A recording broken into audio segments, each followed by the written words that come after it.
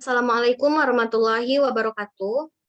Kami dari kelompok 3 pada mata kuliah telaah kurikulum yang beranggotakan saya sendiri, Salsabila, NIM 19053060, rekan saya Windy Rahmawati 19053026, Cynthia Indah Puji Rahayu NIM 19053096, Dita Indriani Putri NIM 19053039.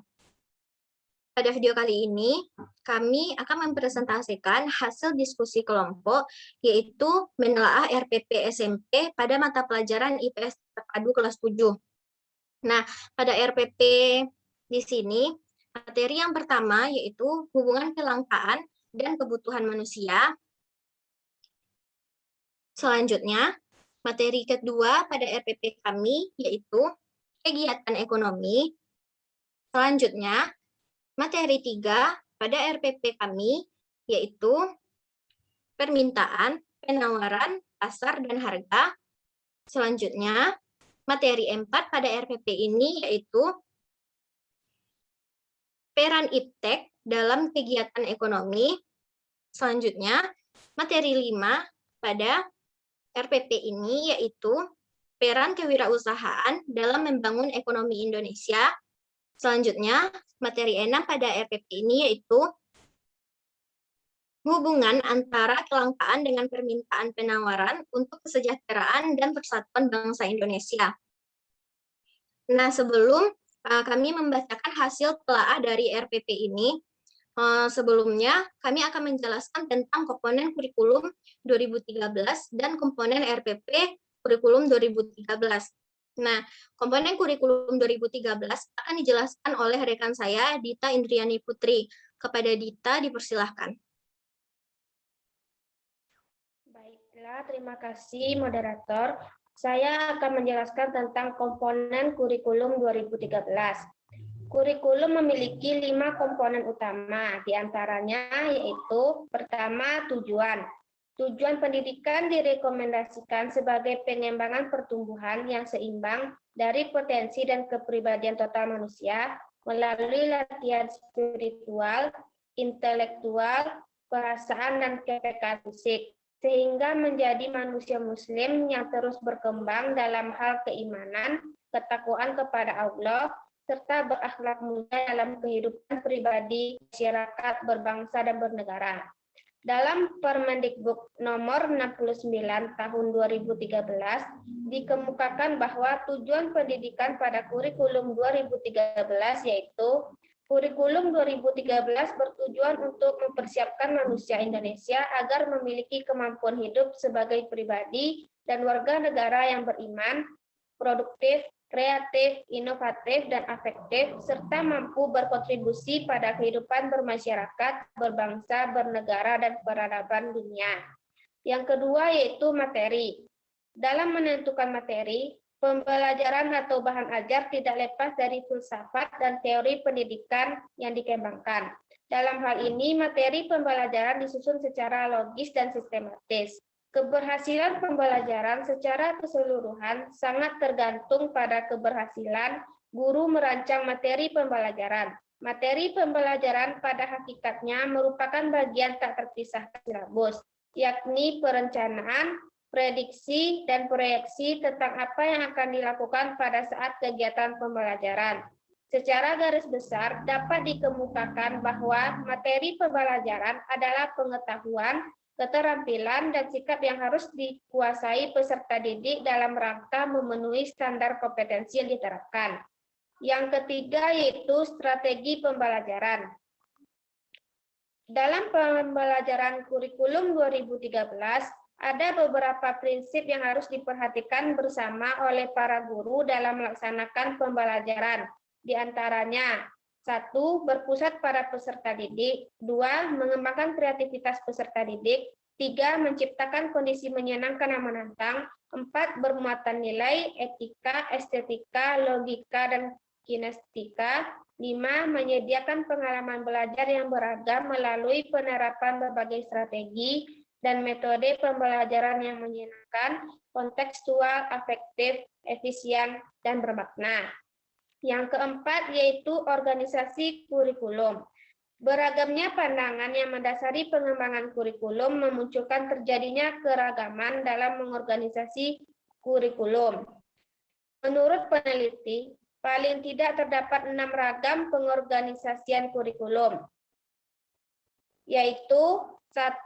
Mata pelajaran terpisah. Kurikulum terdiri dari sejumlah mata pelajaran yang terpisah-pisah, yang diajarkan sendiri-sendiri tanpa ada hubungan dengan mata pelajaran lainnya. Masing-masing diberikan pada waktu tertentu dan tidak. 2. Peserta didik semua materi diberikan sama. 3. Mata pelajaran berkorelasi. Korelasi diadakan sebagai upaya untuk mengurangi kelemahan-kelemahan sebagai akibat pemisahan mata pelajaran. Prosedur yang ditempuh adalah penyampaian pokok-pokok yang saling berkorelasi guna memudahkan peserta didik memahami pelajaran tertentu. 4. Bidang studi, yaitu organisasi kurikulum yang berupa pengumpulan beberapa mata pelajaran yang sejenis serta memiliki ciri-ciri yang sama dan dikorelasikan dalam satu bidang pengajaran. 5. Program yang berpusat pada anak, yaitu program kurikulum yang menitik beratkan pada kegiatan-kegiatan peserta didik, bukan pada mata pelajaran. 6. Inti masalah, yaitu suatu program yang berupa unit-unit masalah, di mana masalah-masalah diambil dari suatu mata pelajaran tertentu dan mata pelajaran lainnya, diberikan melalui kegiatan-kegiatan belajar dalam upaya memecahkan masalahnya. Mata pelajaran menjadi pisau analisisnya diberikan secara terintegrasi. Komponen yang terakhir yaitu evaluasi. Evaluasi kurikulum dimaksudkan untuk memeriksa kinerja kurikulum secara keseluruhan, ditinjau dari berbagai kriteria. Indikator kinerja yang dievaluasi tidak hanya terbatas pada efektivitas saja, namun juga relevansi, efisiensi, kelayakan program. Luas atau tidaknya suatu program. Evaluasi kurikulum sebenarnya ditentukan oleh tujuan diadakannya evaluasi kurikulum. Apakah evaluasi tersebut ditujukan untuk mengevaluasi keseluruhan sistem kurikulum atau komponen-komponen tertentu saja dalam sistem kurikulum tersebut? Salah satu komponen kurikulum penting yang perlu dievaluasi adalah berkenaan dengan proses dan hasil belajar siswa. Sekian penjelasan dari saya kembalikan kepada moderator. Terima kasih kepada Saudari Dita. Selanjutnya, komponen RPP Kurikulum 2013 akan dijelaskan oleh rekan saya, Cynthia Indah Puji Rahayu. Kepada Indah,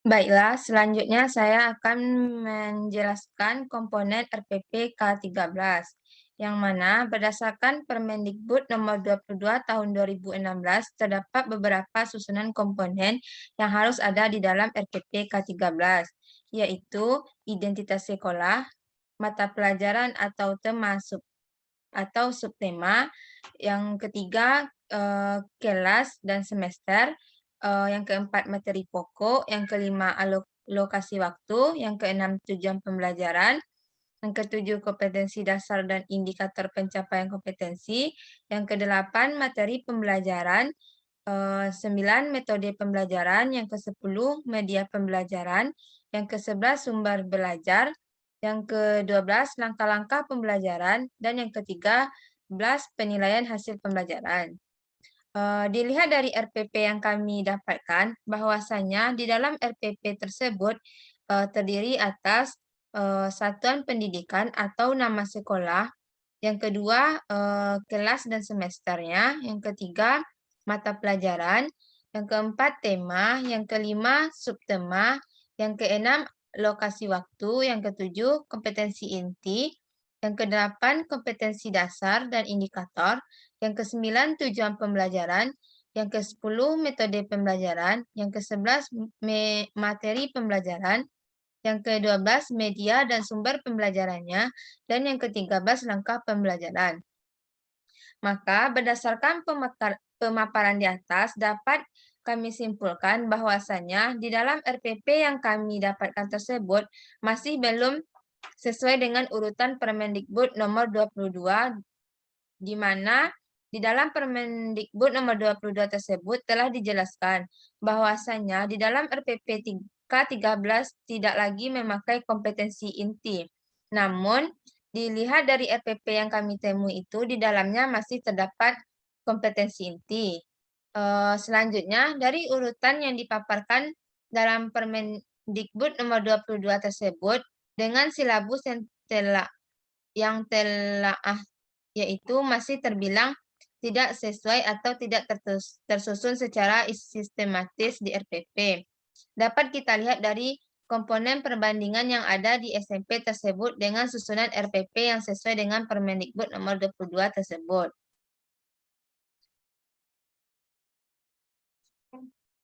Sekian hasil yang dapat saya sampaikan. Saya kembalikan ke moderator.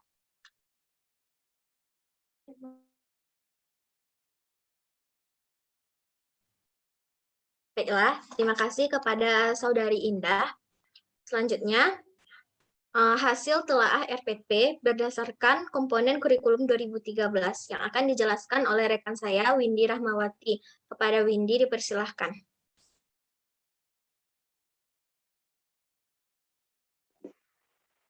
Baik, terima kasih kepada moderator. Di sini saya akan menjelaskan hasil diskusi kami yang terakhir, yaitu di mana berdasarkan pengamatan dan komponen kurikulum 2013 terhadap RPP mata pelajaran IPS terpadu, khususnya ekonomi sekolah menengah pertama, maka terdapat beberapa kesimpulan terhadap RPP yang sedang kami telah ini, yaitu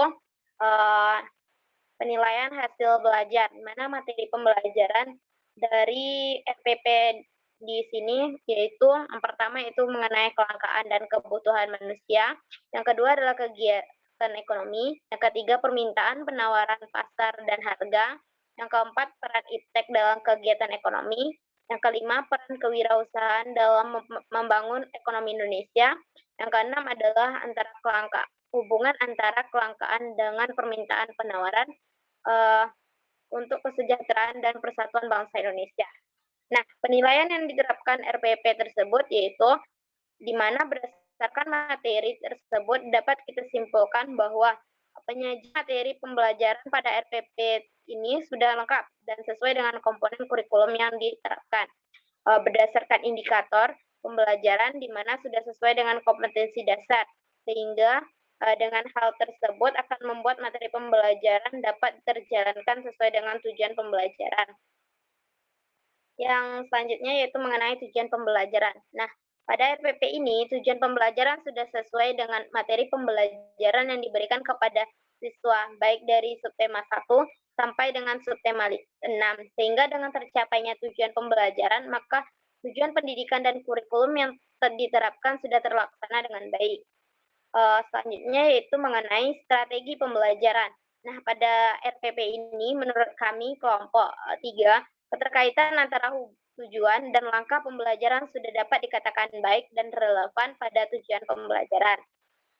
Selanjutnya yaitu mengenai evaluasi, di mana dalam RPP yang sedang kami telah ini terdapat model evaluasi dan penilaian hasil belajar siswa, di mana penilaiannya berupa tes objektif dan tes berupa esai, sehingga dapat dihubungkan dengan tujuan pembelajaran yang akan dijalankan. Jadi, dapat kami simpulkan bahwasanya RPP IPS terpadu SMP ini yang kami ambil ini telah sesuai dengan komponen kurikulum 2013 karena sudah memenuhi kriteria komponen kurikulum tersebut yang terdiri dari tujuan, materi pembelajaran, metode pembelajaran, penilaian hasil belajar, dan strategi pembelajaran. Oleh karena itu, peserta didik memiliki pengetahuan, keterampilan, dan kepribadian yang tentunya berguna dan berperan penting agar dapat diterapkan dalam kehidupan sehari-hari, sehingga proses pembelajaran dapat terlaksana sesuai dengan tujuan pembelajaran yang diterapkan. Sekian materi dari saya kembalikan kepada moderator. Terima kasih kepada Saudari Windy. Baiklah, sekian hasil diskusi dari kelompok 3. Apabila ada salah dan janggal, kami mohon maaf. Kelompok 3 pamit. Wassalamualaikum warahmatullahi wabarakatuh.